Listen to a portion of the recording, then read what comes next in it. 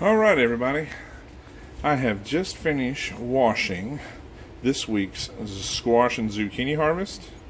Now I wish I could say that was all of it, but I gave half of it away because, man, this stuff, it just really blooms out and we got tons more of it. So what I'm going to do with this squash and zucchini is I'm going to freeze it. So basically I've got it washed. We're going to cut the top and the bottom off and slice them up, lay them flat in a baking sheet and put it in the freezer overnight. That's the plan. So let's get to it.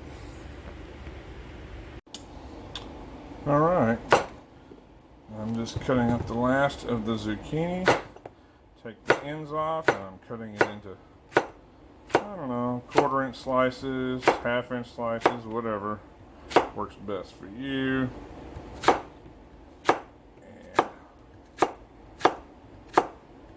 Then we're going to move them over to,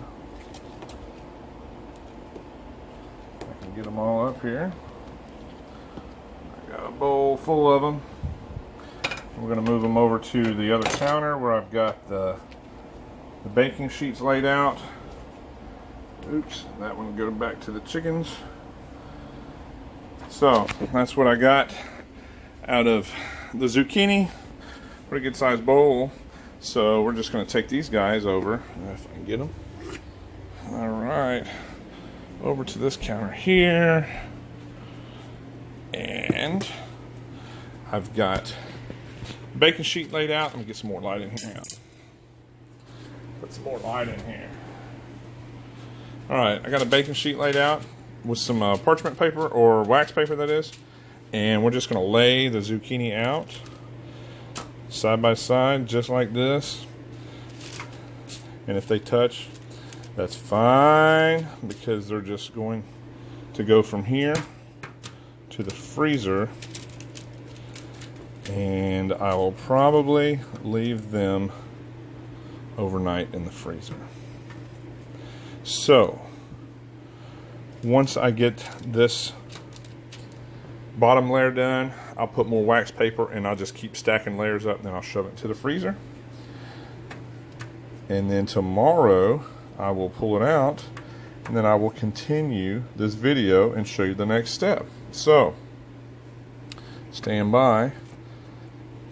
Let me get these laid out, and then we'll see what's coming up next.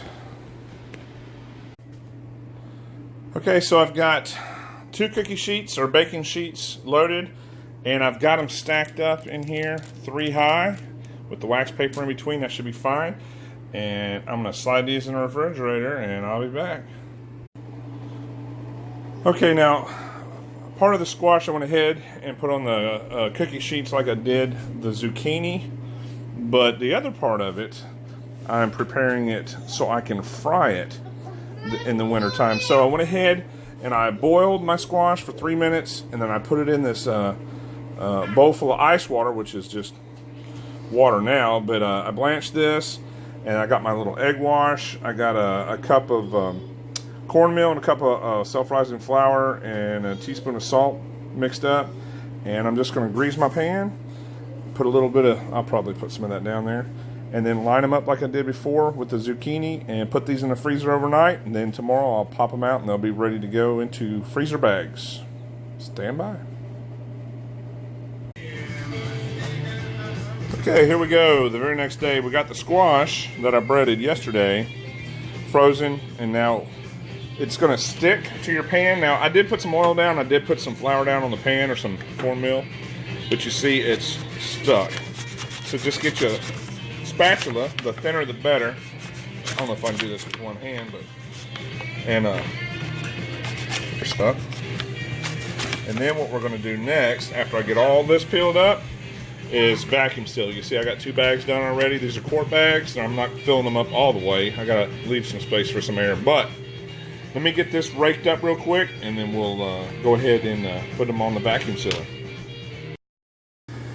Alright, so you don't have to hear this loud food saver. I went ahead and vacuum sealed this pack, and that's good for 1 meal, I would imagine. And so We do have some squash, some straight neck squash that's planted for later in the year. Well, I say later in the year, but it's a little bit later than right now. And then what we'll probably do is can that. And so we'll have some in the freezer and some in the jars.